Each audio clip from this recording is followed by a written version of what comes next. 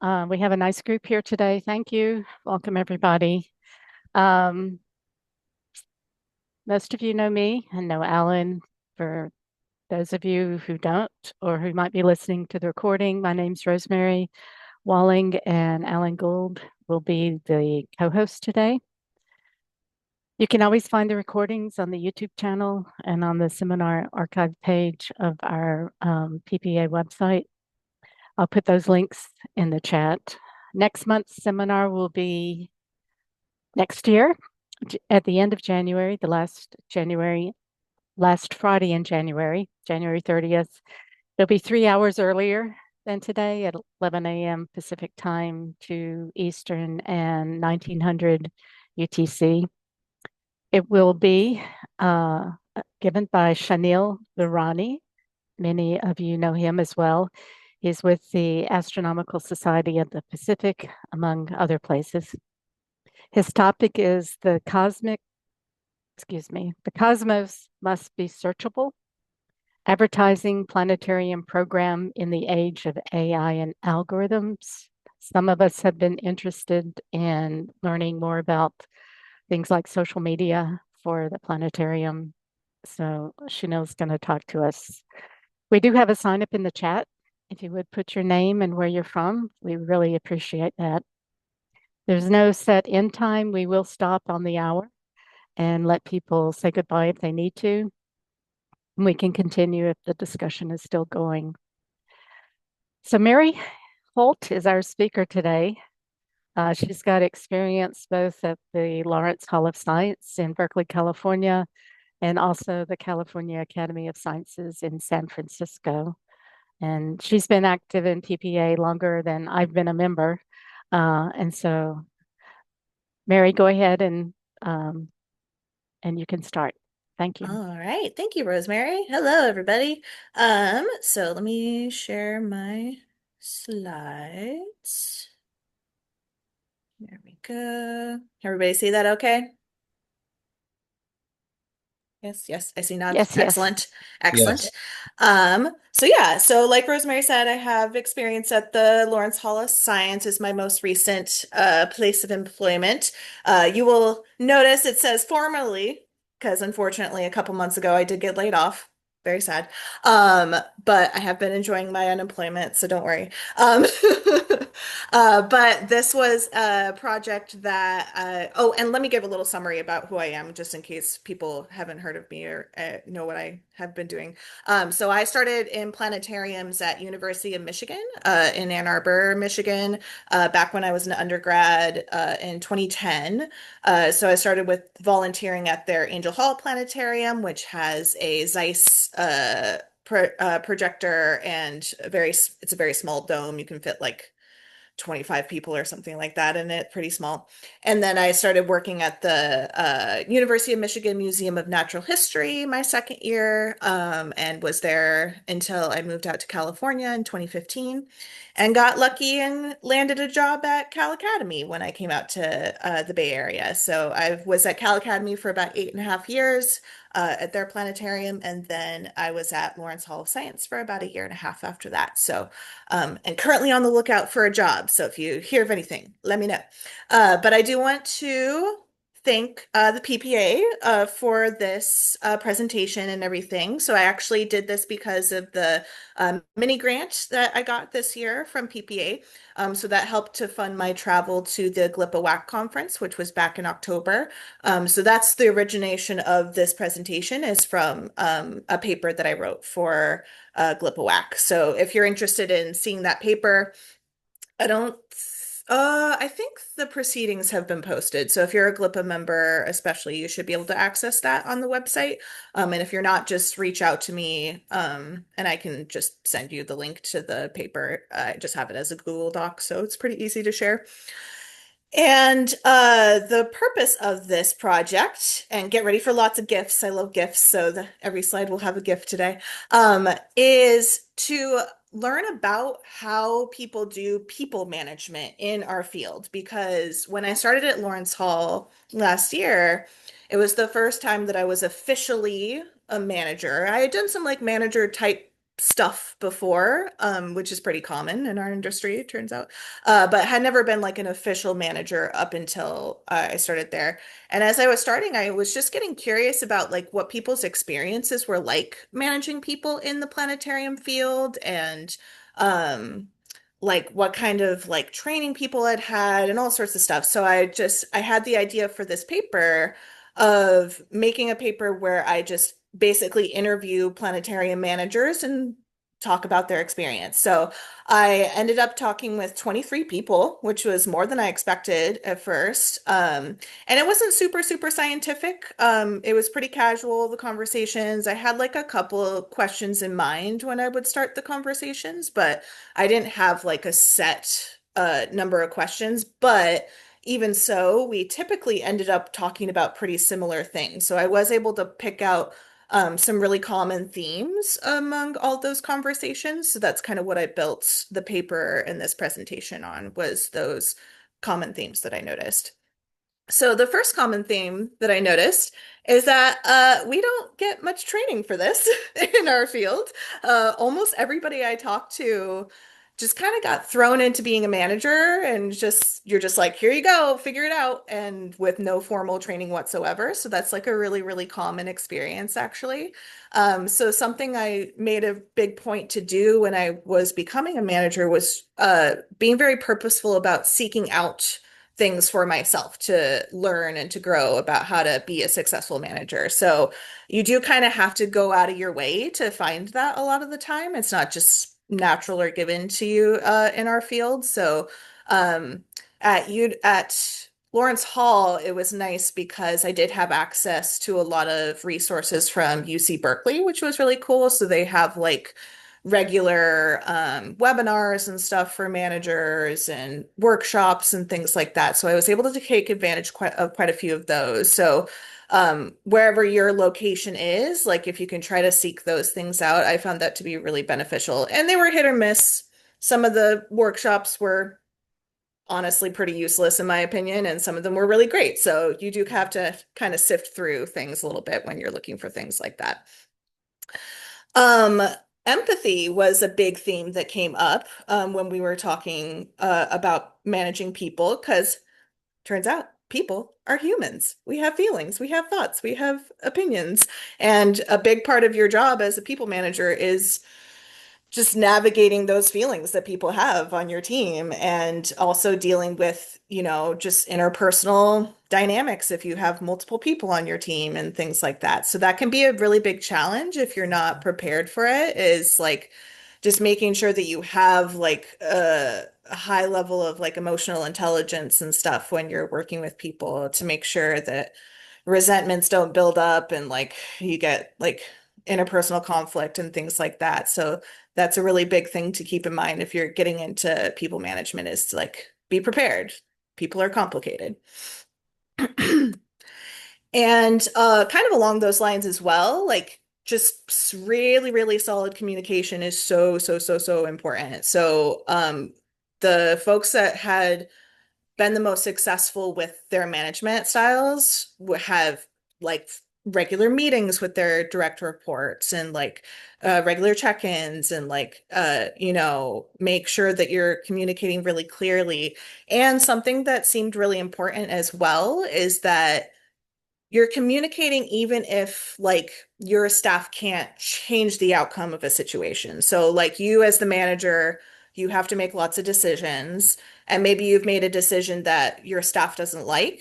Even if they don't like it, if you are very transparent and clear with them of how you got to that decision, people are going to be much happier than if you just keep them out of the loop and like treat them like they're not important enough to know how you made your decision. So I felt like that was a really important point of like just being very transparent and clear, and making it clear too when you want or need input from your staff versus you're just keeping them informed, basically. Mentorship is incredibly important as well. Don't be like Principal Skinner here and think that the children don't know anything. Make sure that you're having a good back and forth relationship with the people that are newer to the field and newer to the experience of working in a planetarium. And especially since we do have such a lack of training in this area, finding good mentors for yourself as well as a manager, it can be really, really important. Somebody to kind of bounce ideas off of, and like ha somebody that has more experience than you do, can really be a big benefit. And take advantage of this beautiful community that we're part of. Like we're here right now. There's several of us here, and like we can bounce ideas off each other and talk to each other. We don't need to be in our own little silos like we sometimes end up with. So that was a really big one as well. And another theme was just trusting people, which can honestly be a little difficult, especially if you feel like that you are having to make some hard decisions as a manager and you're not sure if people will like them and things like that. And like it can be easy to like take things personally and like not want to share because of that. But if you show that you trust your staff to be able to do their jobs without you hovering over their shoulder all the time, like that goes a really long way. Like I've I'm not sure I've met literally anyone that is like, oh yeah, I love a micromanager above me. Like people don't like that. So just like making sure that you're, you know, still managing people, still overseeing things, but you can also give people some leeway and trust them to be have some autonomy, and that will help them feel respected and trusted, and probably make them happier in their jobs as well.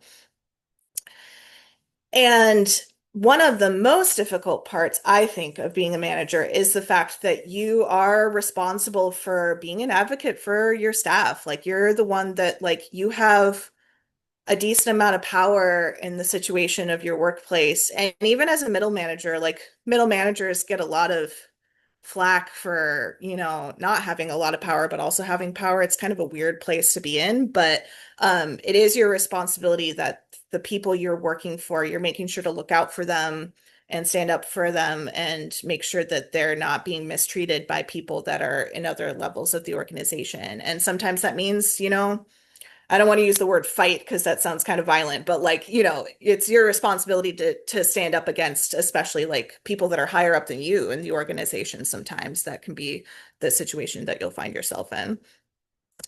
And the last big common theme that we had was that for better or worse, one person can make a really big difference in an institution. Like if you have like a really amazing, solid person that's leading things that can make everybody have a much better experience and very make their work just more enjoyable. And on the other flip side of that, one person can sometimes be really toxic in a institution as well. And so just making sure that as a manager, you're being honest and self-reflective about how things are going for yourself and how your management style is affecting other people, I think is really, really important. And it can be hard, sometimes easy to forget because, we all get busy, we all get in our own heads and stuff, but it really is important to just make sure that you're being self-reflective and maybe even work with your manager on that. And like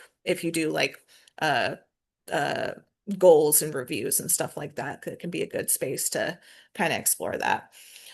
And as kind of a conclusion, I did include that this was kind of a hard presentation for me to put together actually, because I didn't start writing this paper until I think it was like a week or two after I got laid off, something like that. So it was kind of an awkward experience to write it in the time that it turned out as happening, but it was like really, really great at the same time. It was a really wonderful reminder of how supportive this community is and how people are really eager to share the experiences that they've had and help each other out and like help lift each other up. So that was like a really great reminder. And I was really, really glad that I did continue this project, even though I was not a manager anymore by the time that I made it.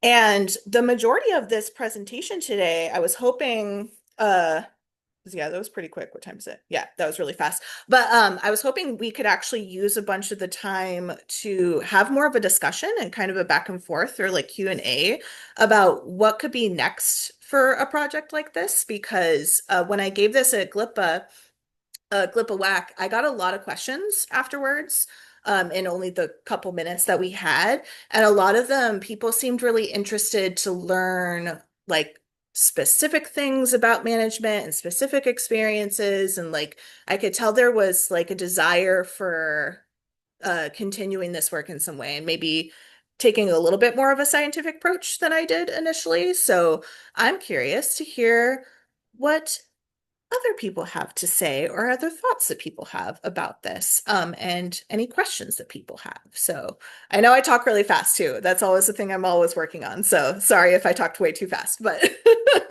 if you're watching the recording, you can probably slow me down if you need to. But yeah, if anybody has any questions, feel free to put them in the chat or unmute, and we can just kind of have a discussion for a bit. I have a question. Mhm. So, one, thank you for doing this presentation. Like a lot of the points you hit were perfect, I think, for when it comes to managing. I previously worked at a university as a manager in their planetarium, and I managed mostly student workers, which student workers can, there's a big variety there. But one thing I found that was kind of hard was trying to manage collaboration with people who weren't a direct employee under me, that I wasn't a supervisor Mm, for, but like managing the faculty that comes and is supposed to be using your planetarium, or managing partners for events or things like that. So is there any input you have on that? Yeah, that's a great question. And that is something that did come up, not only just managing across like different like departments and stuff, but also managing up too was a point of discussion that came up, as something that you have to do. And I think that like um I feel like the biggest thing is probably the communication point of like just making sure that as you are working with people that aren't as familiar with how planetariums work, you just have to be really, really clear and concise about like why you're doing things the way that you're doing them, why you're making the decisions the way that you are, so that it's clear to them that like you are the expert in this situation and they need to like respect that basically. So, yeah, that's kind of what I would say to that. I don't know if anybody has any other thoughts on that in particular, Yeah, I'll but just echo and thank Mary for a good presentation and my add-on to that would be that it's hard to have that respect or to demand that respect mhm, when, like Mary said, you like often a lot of us are just thrown in there. And I've mhm, literally met people who are planetary managers and they've never even touched a planetarium before. So how are they supposed to demand that respect as an expert when they aren't, or they don't, at least they don't feel like it, right? And imposter mhm. syndrome is a big thing all over, all over. Yeah.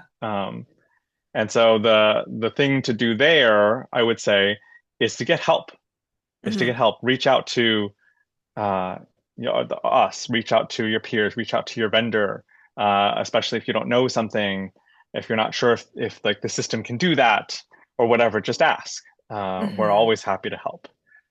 Yeah, absolutely. And that, yeah, that calls back to like that mentorship part, right? Of like make sure that you remember that we have a whole big community in this field. Like there's a lot of people that you can reach out to and talk to about this stuff. And like, and I think that people hesitate to do that sometimes because like it's like a very, being a manager is a very like, it can be a very like emotionally like fraught and personal thing. And like you can take things really personally, like if you feel like it's not going well and stuff. So like I think that sometimes people hesitate to reach out because it's like you're showing weakness or something is how it's like read. And it's like I want to encourage everybody to be like, it's not weak to ask for help. Ask for help if you need it. It's a good thing. Yeah, Nobody because the knows best it. of us Nobody knows started everything. exactly, Yeah. exactly. And even after 20 years, I don't know everything, right? I've Yeah. been in the business field 20 years and I still don't. I Mhm. learned something new literally yesterday about my own software. So I'm like, oh, okay. Yeah, that's an And excellent point. I was just really lucky to have Alan and Toshi there to mentor me and John and everyone Hmm. and I want to provide that to everybody else too. Hmm. And Alan, I was thinking, Mary brought up your point that we made up planetarium activities for student success, but we never made a planetarium activities for manager success. Yeah, yeah. And Like we and never did that. That was never a thing. yeah, and that was a big reason I wanted to do this paper as well, is because yeah, I've seen a lot of presentations and papers about like training, about managing students specifically, like stuff like that. But I don't know if I've ever seen a presentation that specifically is about managing other planetarium people, because that was kind of the focus that I had when I talked to people. I was like, I don't want to talk about training. That's not what this is. I want to talk about managing people, and especially if you had experience managing like full-time people as well, because that can be kind of unusual as well, because a lot of people like it's a one person operation and you only have students. So like I was interested to hear from folks especially who did have like at least like one or two like full-time people that they managed and mentored and stuff. So that was interesting for sure. Mary, I was curious about the courses that you took at Berkeley of, Mm-hmm. the those like can you give me an example of one that was totally useless and one that was like really, really good for you? Yeah, unfortunately, one of the ones that really sticks out as useless was the one about burnout, which was very disappointing because I was like, this is an incredibly important topic and like something that we actually need to address and fix.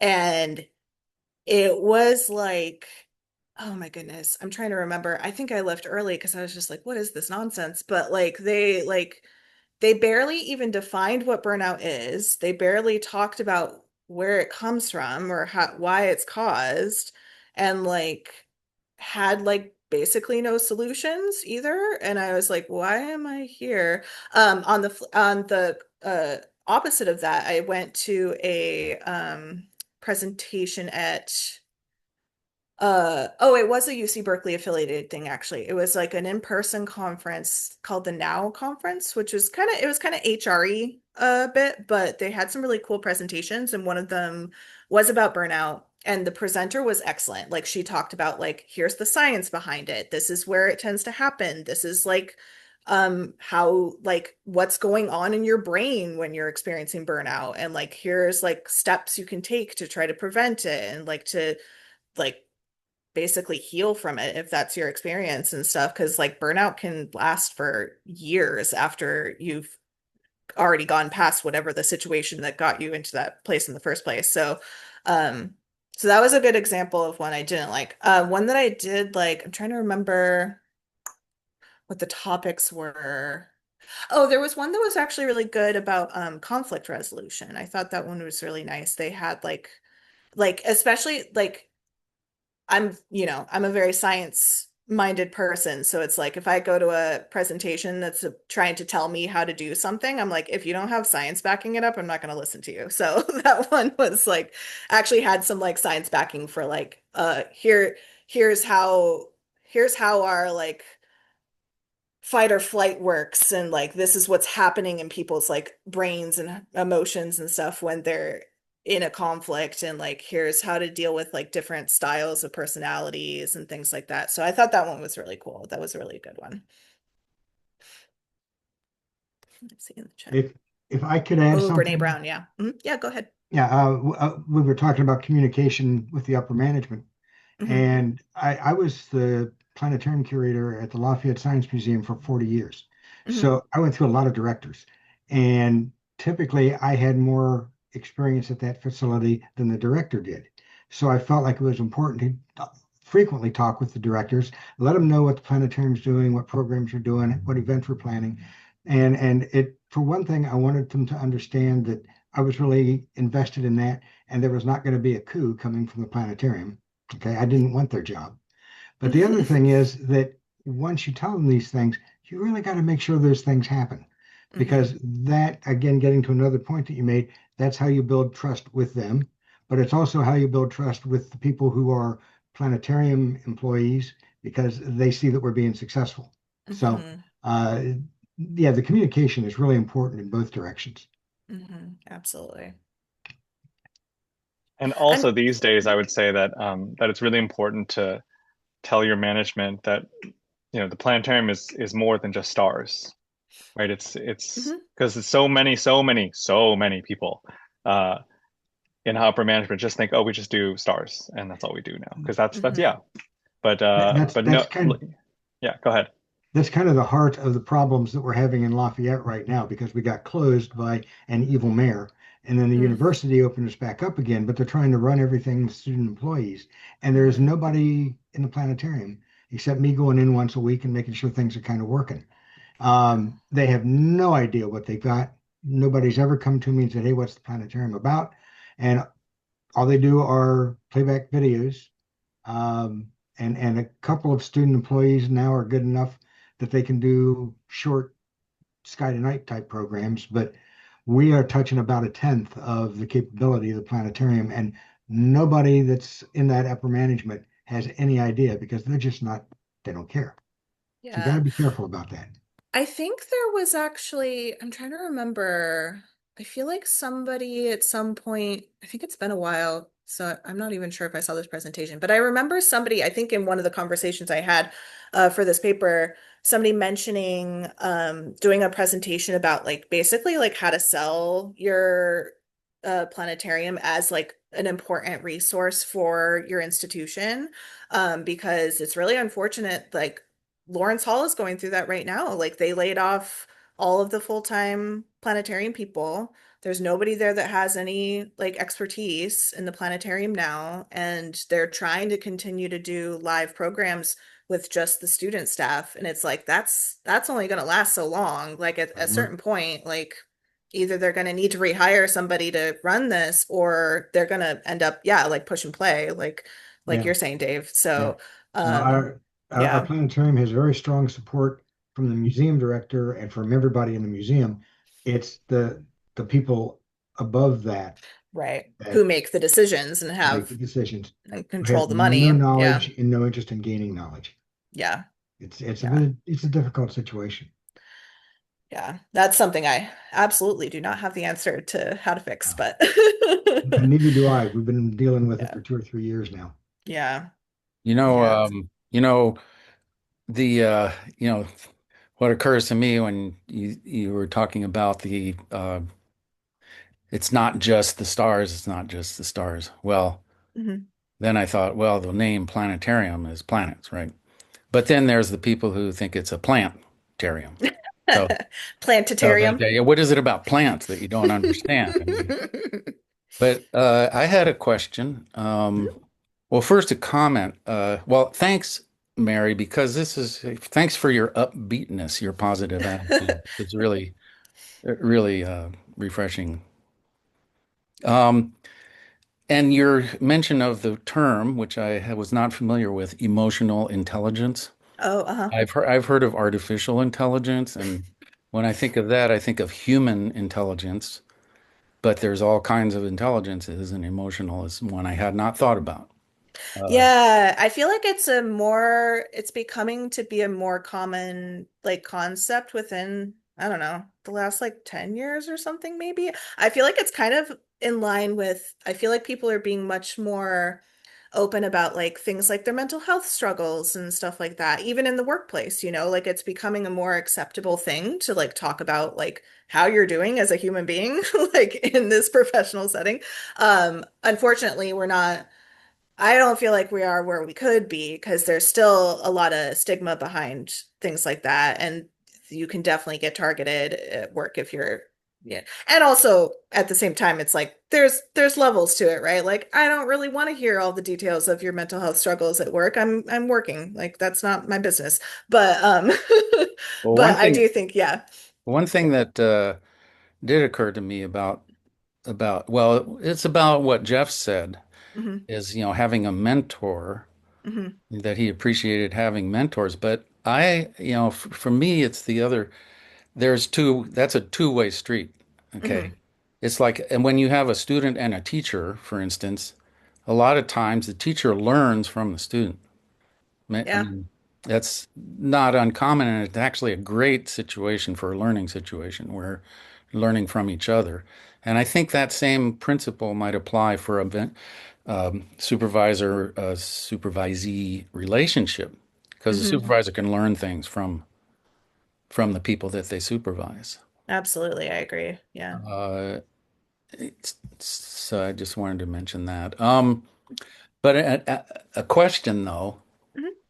is about, and you said you didn't want to deal with training, but I Oh, would, I didn't want that to be the focus because I feel like there's already a lot that exists already out there of resources about like training, like how to give shows and stuff. So I wanted the focus to be specifically on like here's how to manage people okay. versus like here's how to like train people. Well, So, related to that is the question that I have about when, you know, when you reach the end stages of training, mhm, you a lot of times observe the performance of the employees, and mhm, then you give feedback. So observe, if you have the luxury to do that as a supervisor, sometimes there's no time to do that. right. But Yeah. if you have the luxury to do that, there is a question of what is a good way to give feedback. And I've had discussions with other managers about, what's the best way to do that. I mean, one person Mhm. said, always give the good feedback first and then the bad feedback. And then I thought, why, why do that? Shouldn't Well, you end with the good feedback? Well, and stuff like the best practices for stuff like that totally evolves over time as well. Because like for a while, there was the compliment sandwich where it's like nice thing, negative thing, nice thing. And now like within the last few years, people are like, that's terrible, don't do that. So like it really does it something you have to kind of keep up with is because it does evolve over time. And it plays into like one of the first points as well that I was talking about earlier of like you're dealing with human beings we're all very different from each other. We can have commonalities, but every person is an individual. So you kind of have to learn what is best for the people that you are working with specifically, because what works for one person is not going to work for another person. So it really does depend on like who you're working with. So,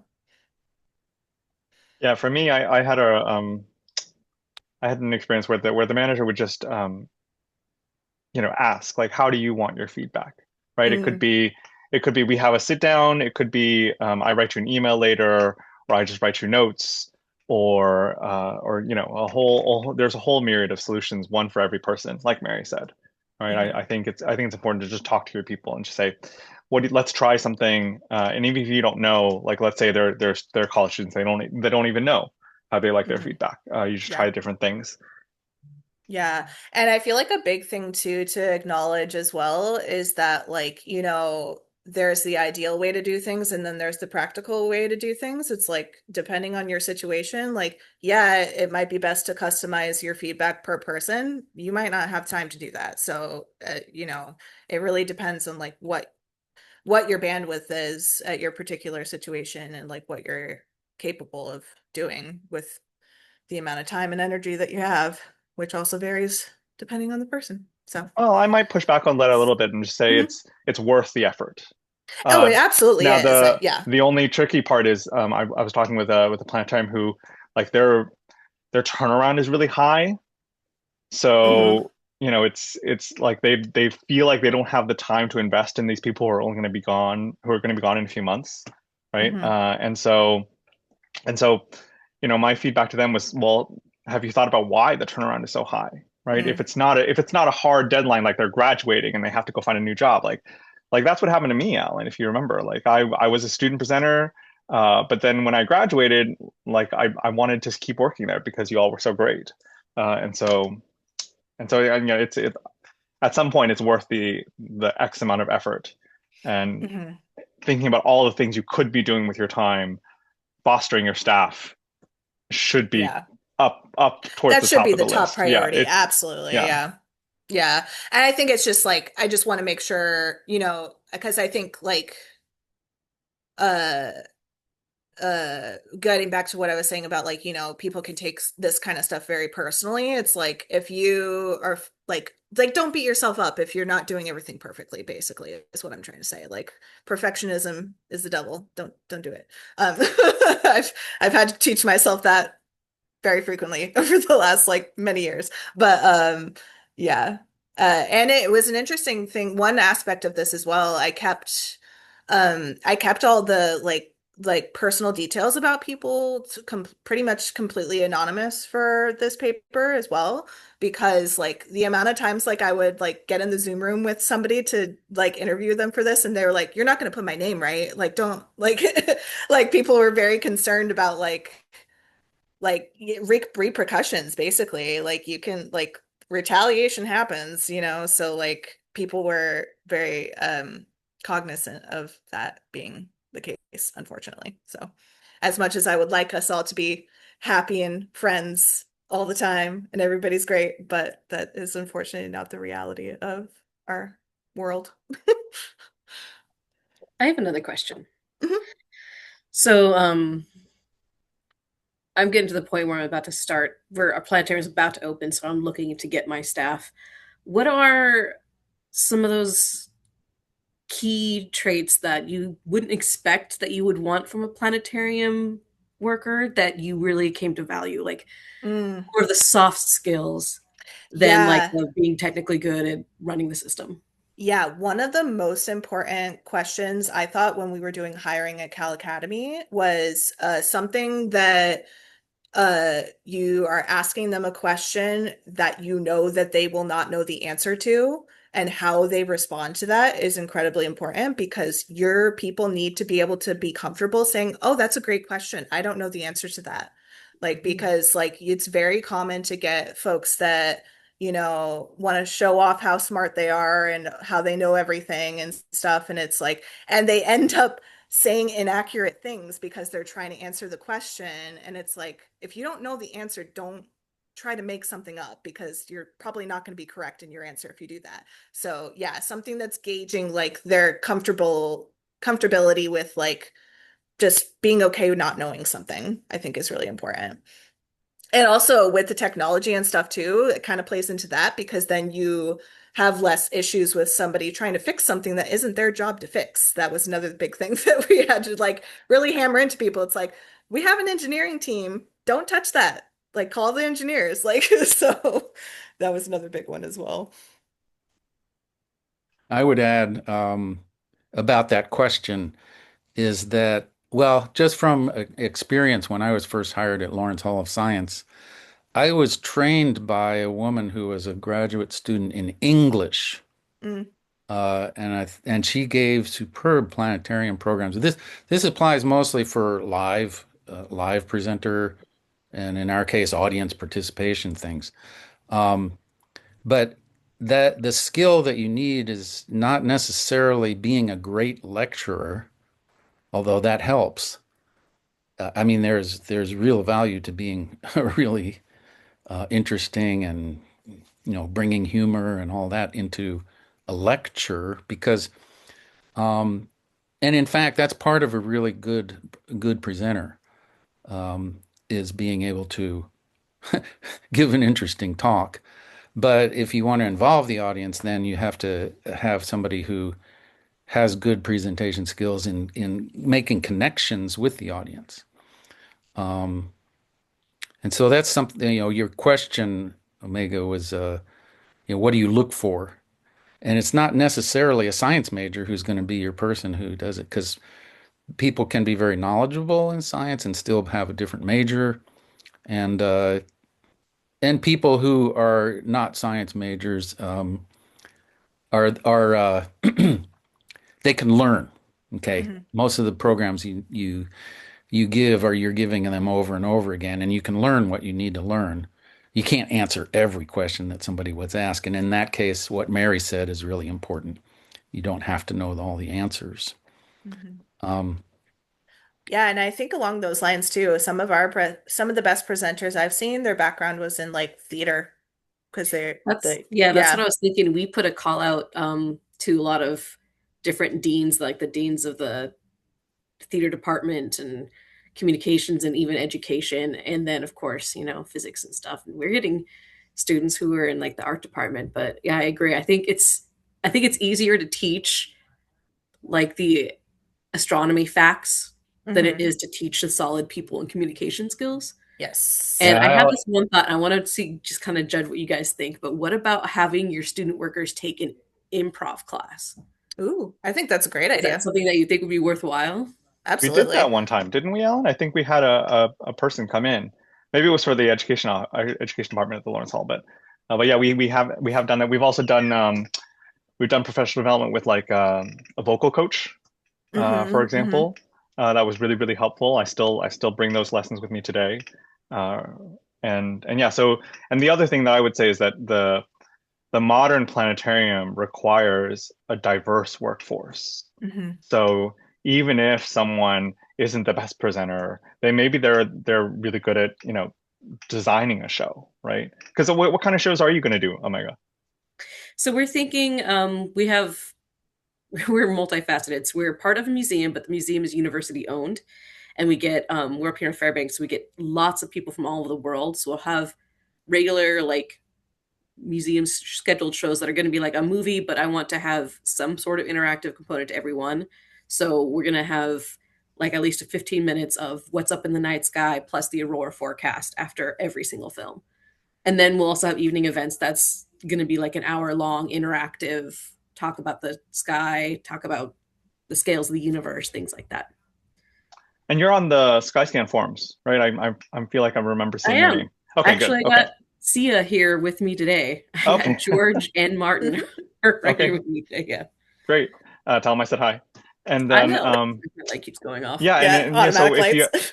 and talking about that, like Dave was saying, make sure you at some point, it doesn't have to be today, it doesn't have to be tomorrow, but at some point you can really start thinking about broadening your offerings, because again, you can show anything you want on the digital dome. It's anything, We right? also It's have a it's the huge closest amount of thing. researchers Yeah, that it's we the are. closest thing we have to a holodeck that we can possibly imagine right now, Yeah, right? yeah. It's That's yeah. another thing of our multifaceted thing is those are going to be like the public facing ones, but we also have an immense amount of research, especially hardcore in like geophysics and Arctic research that are very involved. Like the Geophysical Institute here pretty much paid for half of our SIA system. So we're gonna get it's gonna be a visualization theater for science and Yeah. for broader impact statements for principal investigators. So Mm, there's a lot of that too. So very Yeah, and cool. so like I was saying, like even if you're reaching out for student workers, I started as a presenter, but I very quickly realized that I really loved like the back end of things, and so that's how I really got started developing stuff for the hall, and that led me to where I am today, right? So it's been a whole career, and and so just being open and knowing that you do want a really diverse group, because you're going to need all of the skill sets in a modern planetarium, whether that's 3D modeling, 2D artists, dancers, musicians, visual effects artists, whatever it is. Like you're gonna benefit from it just by having them on your team. I have to Hmm. add, despite what I said earlier, some of our best presenters have been astrophysics majors. Yeah. Like, for example, the ones that Jeff mentioned and he himself. Oh, I was a chemistry major. Alan might have Oh, forgotten because oh, it was oh, so Oh, long ago. chemistry. I Okay. was a chemistry oh. major. I was even I wasn't even a very good one. I was like a B student in chemistry, but I was like, but yes, but I appreciate you thinking that I was an astrophysicist. Yeah, you could have been. Yeah. Yeah, I was an astrophysics major as well. But then, like look at like Dan Tell, for example, like he didn't even finish undergrad and was an English major. So, and is like one of the most prolific people in the field, so it's like can come from all over. Oh, lawyers are really good too. Lawyers? People who can, yeah. There was a guy at NASA. He actually heads one of the departments there. He was a lawyer, Huh. or he went to I law school guess rather. And then that's yeah, public yeah, speaking. it's public speaking. He can Yeah. make an argument. He can Yeah. make a case for why you Interesting. should care about something. So yeah. Omega, do you know how many staff you're gonna end up having, or is that something you're figuring out right now? we're kind of figuring it out. Probably around 3 or 4. And if Hmm. we can dedicate some time just to some students who work on content creation, Hmm. we would, yeah, probably increase that. Yeah. Nice. Yeah, and make sure that you put in the description that it runs on JavaScript, which is a very marketable language, right? Very Mm, marketable language. So any students who are like, "Hey, I need to learn a coding language," yeah. yeah, and we're thinking about doing Python too. So, FYI, I know this is recorded, but I can't take stuff back, but just on the down low. There you go. So Cool. JavaScript is used for a lot. I mean, like open space, doesn't it use JavaScript as They well? I have don't think it uses different things. Java. Yeah, they Yeah. you can use JavaScript for open Shoot, I'm space, Oh, forgetting is what what I the can main say. one is. It's Is it Lua. L? Lua, thank you. Lua. okay. Yeah, and but yes, you can use JavaScript to run. I mean, JavaScript runs the whole internet basically still, and so there's a yeah there's a lot of benefits. You know, if you need computer programmers, if you need like I said, artists, astronomers, whoever. Yeah. I'm curious, so with the time we have left, does anybody have thoughts or questions or input on like what you would be interested in seeing if I were to try to like continue this project in some way? Like, do you think there's like a good way to good direction to go, or like anybody have any advice for me? I Well, mean, I I was haven't really looked at thinking this. your. Oh, go ahead, Michael. Oh my God. Oh, sorry. So previously, between my two planetarium jobs, I worked in a as an instructional designer developing foundations of management for a healthcare facility. Mm-hmm. So a lot of this is kind of ringing to that. And one of the best things in that place, it was actually Alaska Native owned, and they're all about building their own. So I would be interested in seeing like a program of like how to build a future planetarium manager director at from like the student, like what are the skills they need to Mm, build your own, kind of like a to legacy. get So that. like if I get a student now, eventually I want to move on somewhere else. I want to build someone who's gonna take my position, be better, and Right. something like that. So that I would be interested Interesting. in that. Yeah. And somebody in the chat made a really good point of training resources. That I did want to mention, I just remembered. IPS is in the process right now of trying to create some like credentials or like some programs of some sort for planetarium folks to like um yeah, like to kind of like build your skills, but also like, have something concrete that you can point to when you're going to like administration or whatever and trying to get money and make sure you still have a job.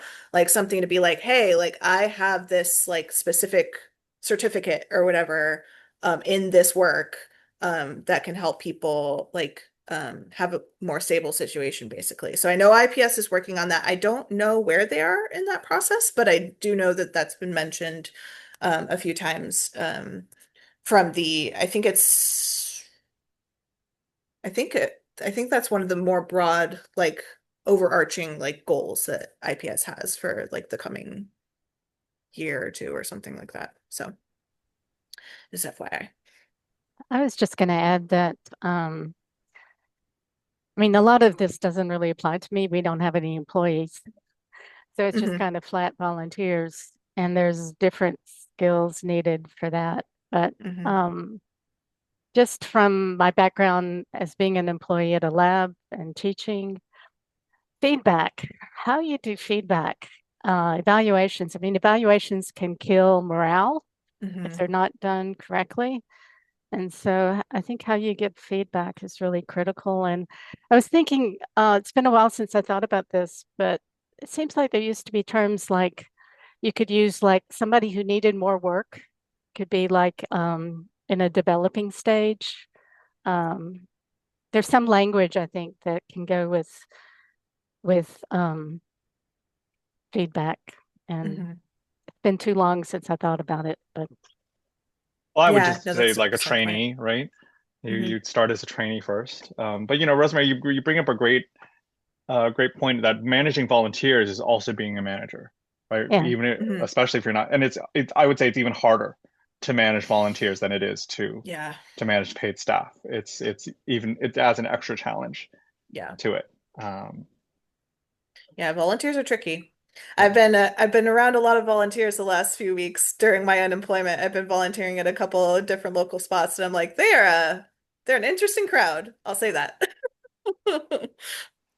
Yeah, but you know, docents and volunteers are really the lifeblood of nonprofits for us, Yeah, for and sure. I think it's important to recognize that managing Yeah. volunteers is difficult. Yeah, it is. And it's something that's shifting a bit too, depending on the location, because I know that like I was having a conversation with some folks the other day about how especially places that are actively like unionizing right now, that's like kind of a tricky area to deal with, because if you're creating a union, like often um how to have volunteers gets a little complicated because you can't have volunteers doing the work of paid staff. So that is something that a lot of folks are dealing with right now, as well as like navigating that situation. So Yeah, I was just about to bring that up. At my place, we can't have volunteers do the same thing as paid staff. mhm. And since I'm on a college campus, I was also told I can't have anybody under 18 volunteering. Mm, No high school students. mhm. That's interesting because they have high school volunteers at Lawrence Hall, which is connected to the That's a university, but that's a special program, is the it? teens intern, right? Yeah, Oh, okay. yeah. Yeah. I didn't get super involved in the volunteer program there, so I'm not super familiar with it because I know how hard it is, and I'm like, I'm not interested in being responsible for that, actually. There was a volunteer coordinator position open at the Berkeley Food Network, and I was like, that's nice. No.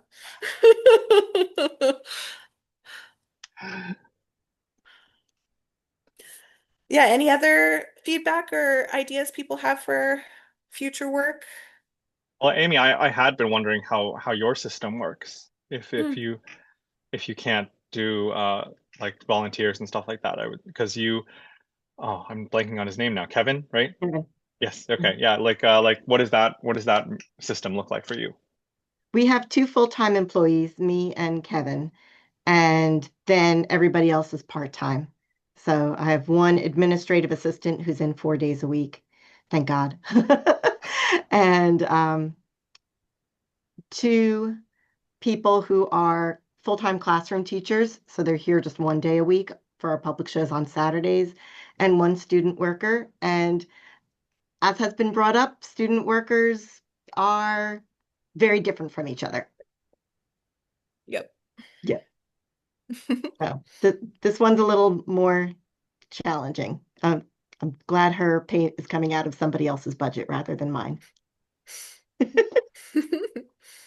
And so I was specifically wondering if you do offer things like course credit for working at the planetarium, Oh. for example, because That's I an know, idea that was yeah. thrown around at Lawrence Hall too. I was hoping that they would do that. And maybe they will at some point, I don't know. But I think that's a great idea if you're part of a university to get some Yeah, we credit for don't, working there. yeah, we're not able to offer course credit, but we do have a service learning program here on campus.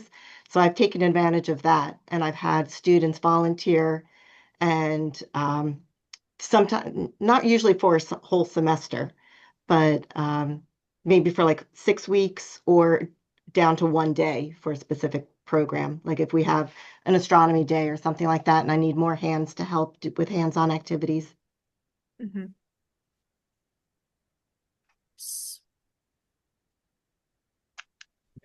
Is there anybody who we haven't heard from who has any comment about their either your experiences in managing or questions you have? Like some came in late, like Michael Conville and John Elvert. John, I know you have experience with. Yeah, I have. I've managed at least a dozen employees. I think that the bottom line, though, is that if you hire in the first place good people, and as a manager give them the resources that they need to do their jobs and leave them alone, assuming that you trust their capabilities, they do excellent job. They build the strong staff that you need and desire. So never micromanage. Um, be helpful. Be open to what they say.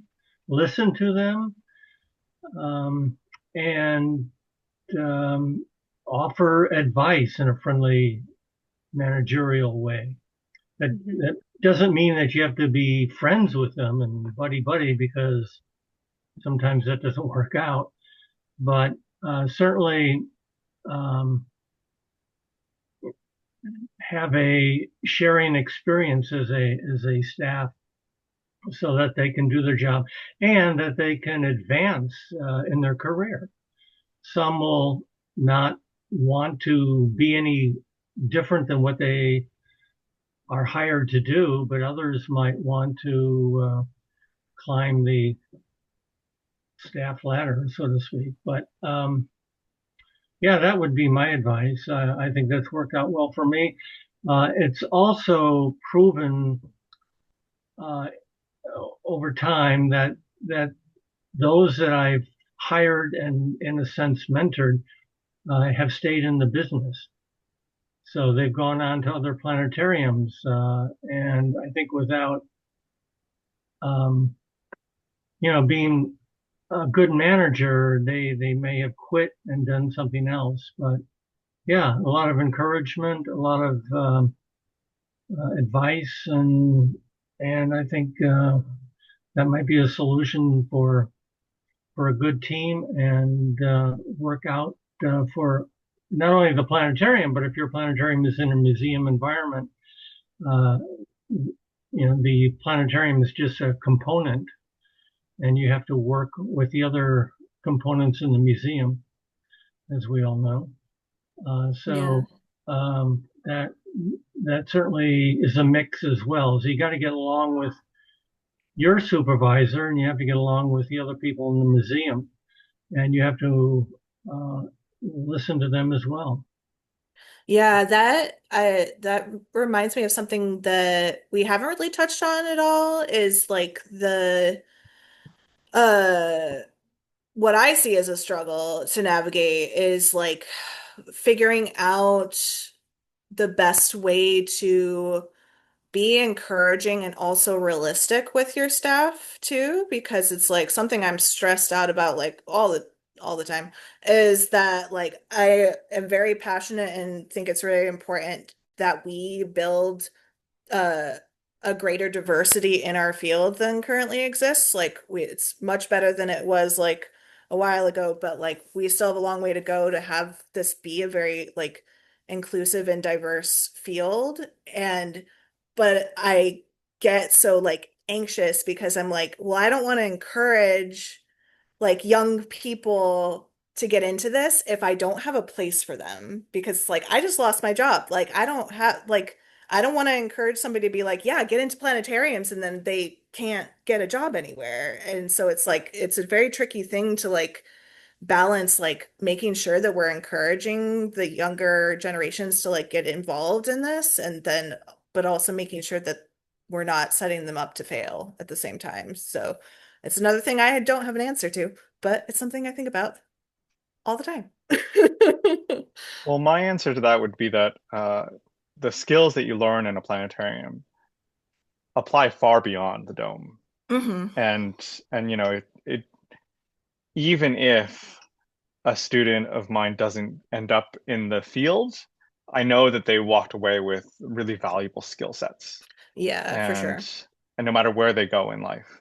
And informal education, in a broader term, uh, it is struggling now. It really is, like the whole field is struggling right now. Yeah. But I don't foresee that lasting forever.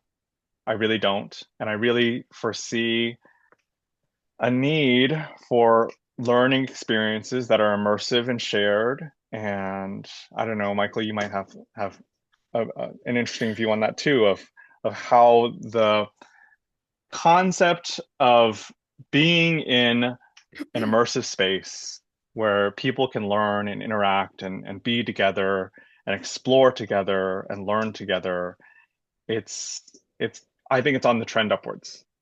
Yeah, well, and it makes me think of too, it's like, if someone has the constitution to want to be part of this, like it's hard to convince them to not. Like use me as an example. I remember talking to the undergrad advisor at U of M about my plans after I graduated, and I was like, "Yeah, I'm gonna get into planetariums." And he was like, is there jobs there? And I'm like, I don't know, I'm just gonna figure it out.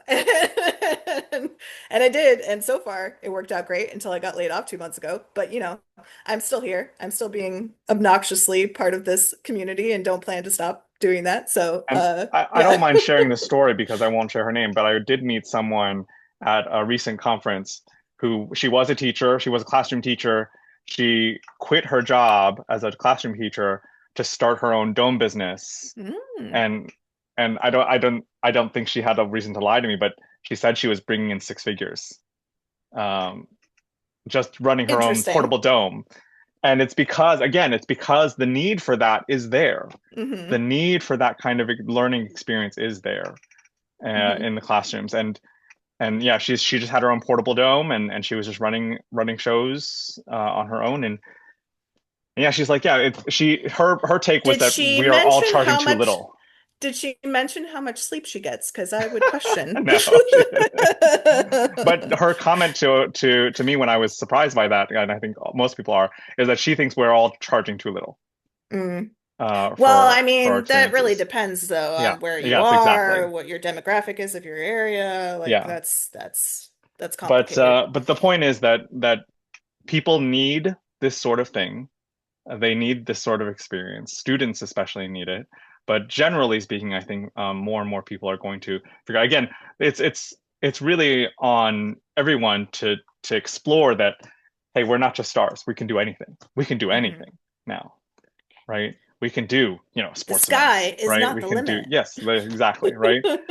We can do history. We can do chemistry. We can do geology, all of that stuff now. Mhm. Anything you can imagine. We can do art classes inside the dome, right? I don't know if you remember, Alan, the Red Planet Mars. Like that was an art class. That was an art class in the dome that we hid in the guise of like astronomy, but it was an art class.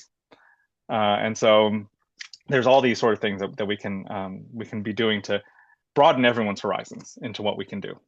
Yeah, I Mhm. remember asking, we asked the audience to draw two times during that show. Yeah, One is to draw Mars, and the other one is to draw a Martian yeah. or something that would have evolved on Mars.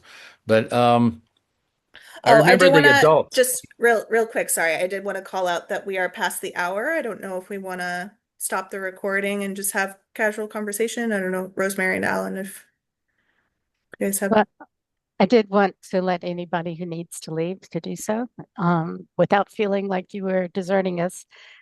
And if you haven't signed up in the chat with your name and where you're from, we really would appreciate if you do that.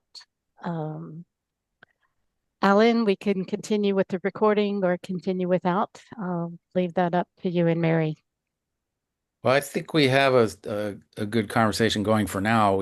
There's no there's no automatic cutoff point, so we can leave it rolling for a little while. Okay, sounds good. I just wanted to make sure that people knew that you're not trapped. You can leave if you want. Hey, Alan, didn't you have a colored show it was a electromagnetic Yeah, content in the past series? Colors from Colors from Space. space. Yeah. Yeah, colored stuff. That was really fun too. That was a But lot of fun. but in the Mars show, I remember when we would ask the audience to draw, the kids were just all in. But a lot of times it was harder to get the adults. But that's sort of Mhm. generally true. It's harder to get adults to participate. Well, for Sometimes. that one, my trick was to make sure everyone knew that no one's going to see it, right? Mm, That's the thing, is that this is just for you. This is an exercise just for you. No one ever has to see this, right? yeah. And then, like, what are they going to do for 5 minutes? Just sit there and do nothing? No, they end up doodling, right? They end up doing something, and I think at the end they all got something out of it. How do you Um, handle the lighting for yeah, that that? we had Mhm. lighted clipboards, and we also had a little bit of overhead lights back in the day, Well, over the shoulder lights. yeah, Mm. but You have an all idea to do like a Aurora paint night. We had that. That's Northern Lights, right, Alan? We did do yeah, that. yeah. Yeah, but for a large planetarium where lighting is an issue, the solution is to bring up, if you can control the house lights, bring up the house lights to the point where people can see their own paper. If And it used to be way more challenging. Now, just an example, that Mars drawing activity, I just bring up a Mars landscape, like a real one. So they're drawing Martians on Mars, right? And that has enough ambient light where people can just do stuff. the bigger problem actually is you need a clipboard or something hard to draw on. We have And- those planetarium seats that have like the fold out oh, thing oh, because great. we also oh, use that's Oh, dispenser. yeah. perfect. Yeah. But I was thinking, like, yeah, a clipboard would probably be better because those fold-out tables aren't very big either. Yeah, and Yeah. we would just put them under the seats. So we didn't have to hand them out every single time. There would just be like a little slot to put it under your seat. Cool. And we've had several generations of trying to design lit clipboards, LED light shining on your clipboard. Mhm. That's tricky. So I have a question, which is probably putting it back a little bit in terms of topics, but you seem to indicate there's a lot of material out there about training, but is there a lot of material about training um, more the technical side of running a planetarium? Um, Mm. and I You know know, it's I somewhat think, specific to manufacturer as to the yeah, I detail, was gonna say that's but gonna vary a bit. in Yeah. terms of a list of sort of skills that you could leave somebody alone, for I know there was a comment in the chat about wanting to look for people who could problem solve if they were going to be the only person in the planetarium. Mhm. And so I do wonder if there's anything along that more technical line that you don't think has been really um, given much detail in the literature or there's much available about that. And I know Jeff, of course, is with one company, so he Yeah. may have some ideas how he might train people on that. And Michael's here from another company, so he may have some ideas, but maybe there's something in general. Well, I think the key question to that question would be like, are you looking for something free or something that you would have to pay for? Because I think that's the main thing that would make the difference is like, do you have funds to pay for the training or are you looking for something that exists that is free? Because I think there's not as much free stuff as there is for stuff that you would have to in some way pay for. And even like open space has they have like training videos on their website and things like that, but there's not really an existing like comprehensive like this touches everything kind of a deal unless you like find Dantel and make him teach you or something.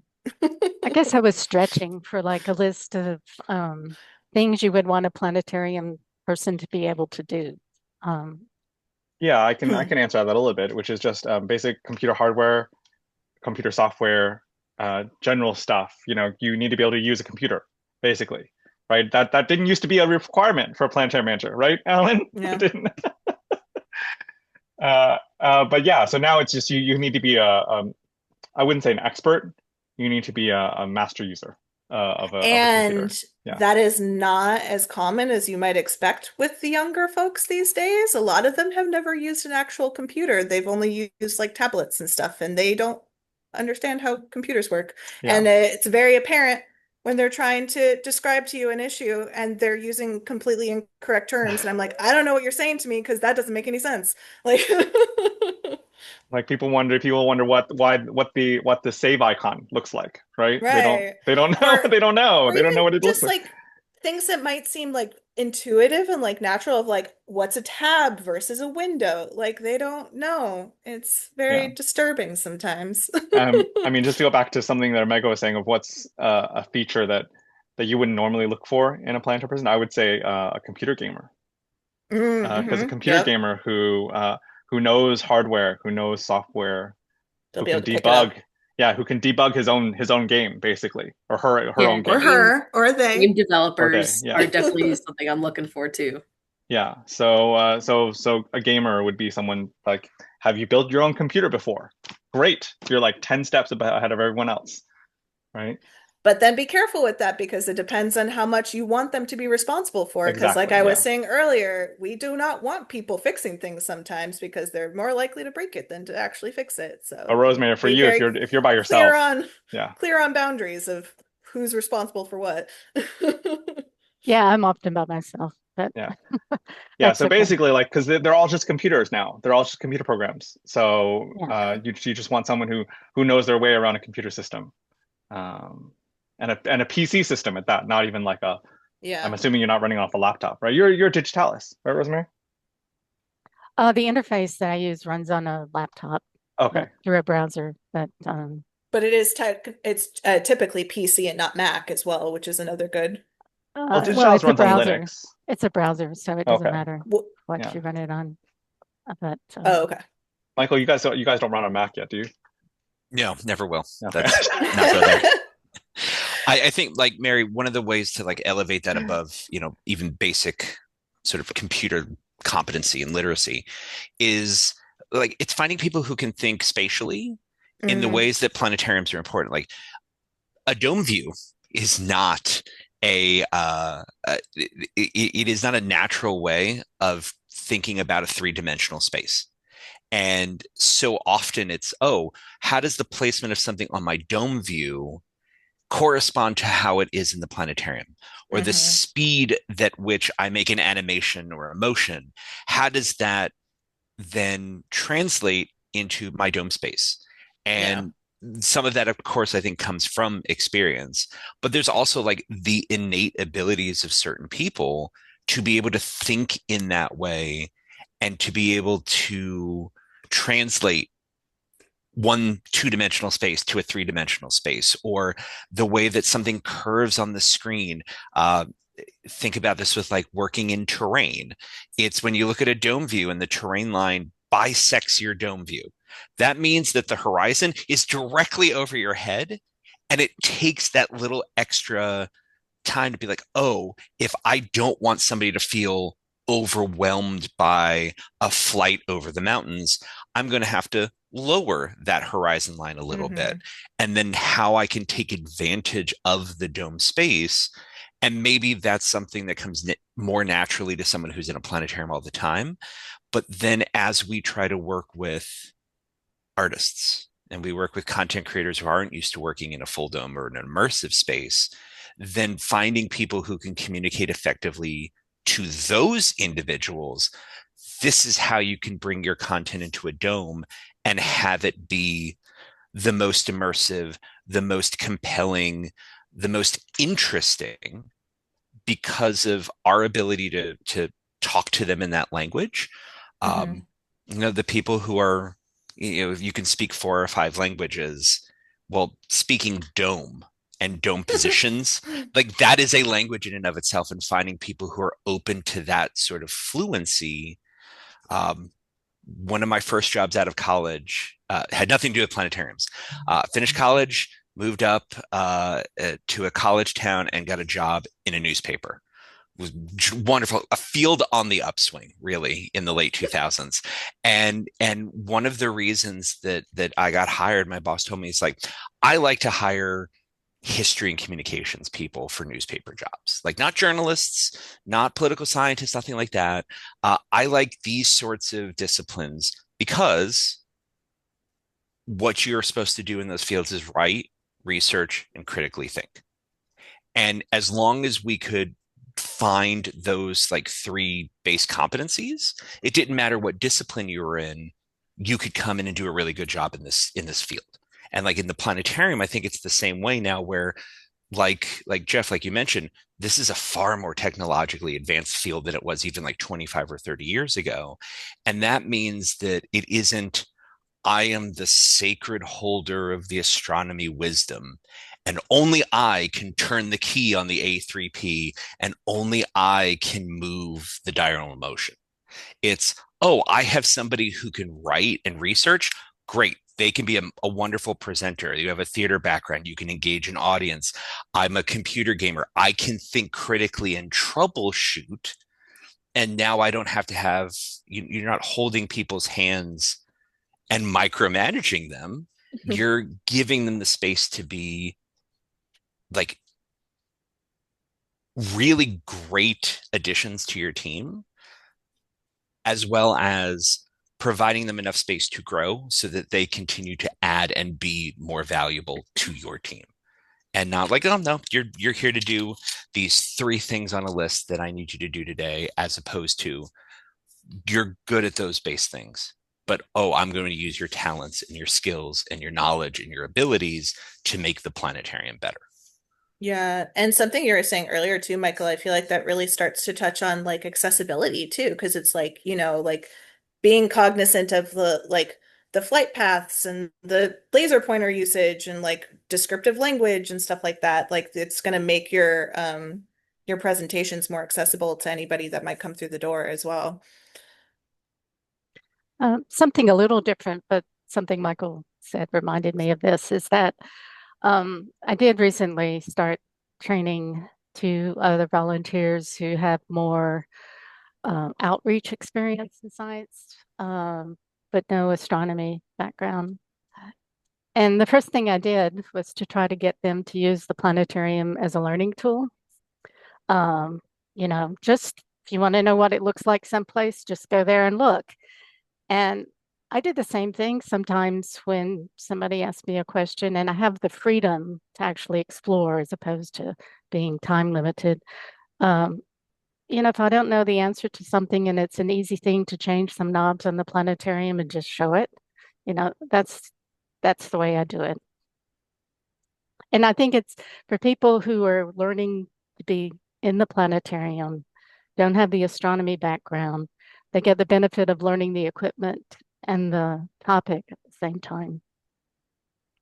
I feel like that also goes back to when we were talking about like being comfortable saying you don't know. I think an equally important thing is like if you have the time and the opportunity, like if somebody's asking you a question that you don't know the answer to, that's a great opportunity to be like, "Ooh, great question. Let's learn together. Let's figure that out. Let's go check it out and see if we can figure out the answer." So I feel like that's a really great, and that's like teaching the guests like the process of science too.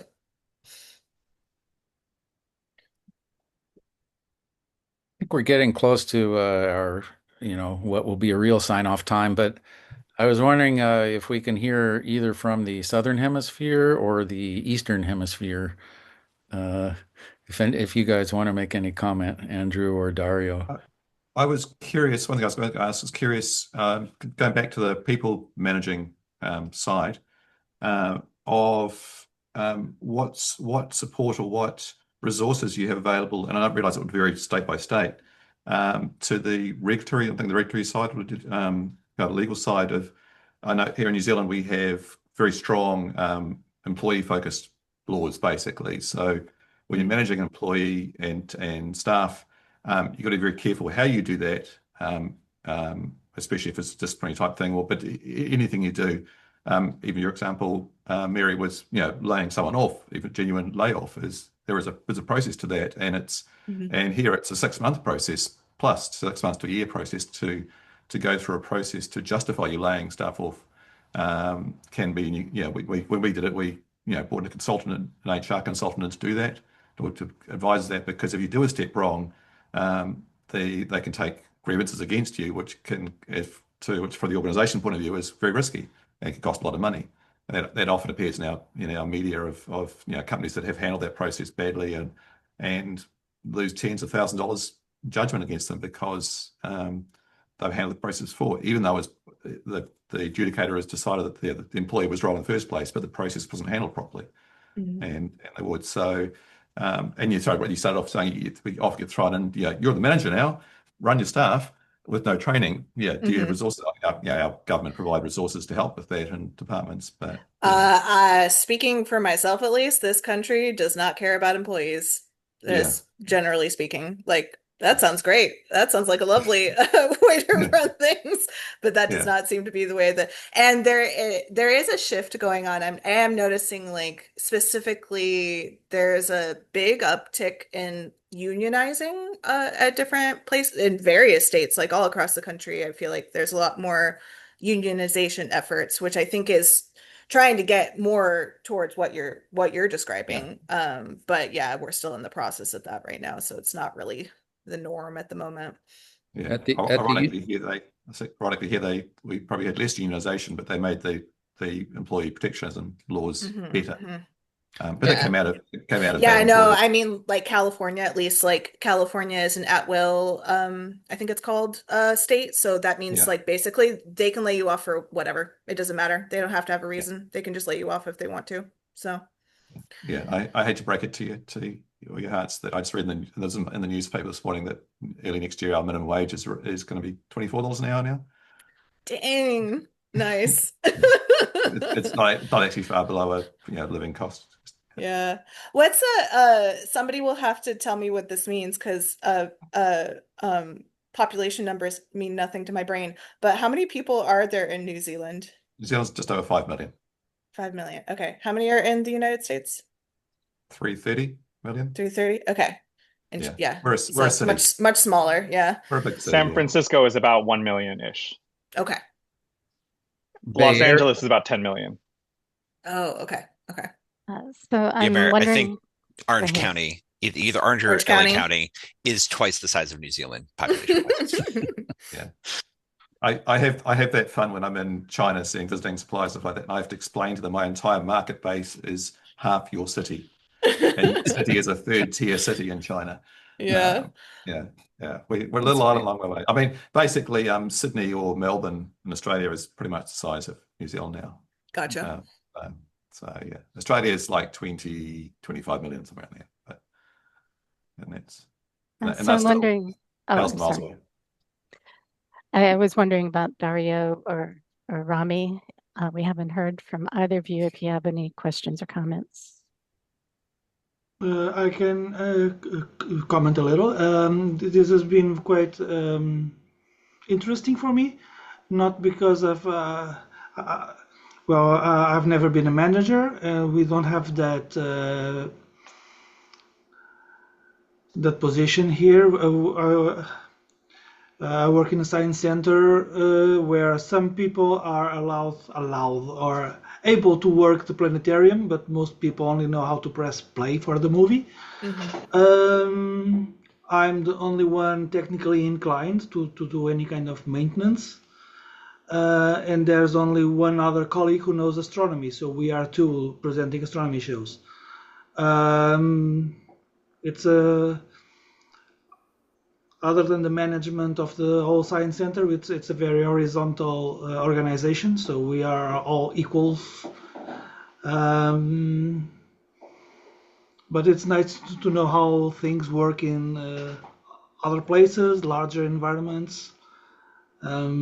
It's been very interesting. Sorry, there's a mosquito here. Oh. They don't know it's winter here. Yeah, I would say Almost not. bigger institutions, especially in the United States, are big fans of hierarchies. They are not horizontal at all. And just for the sake of completeness, we are about 10 million people here in Portugal.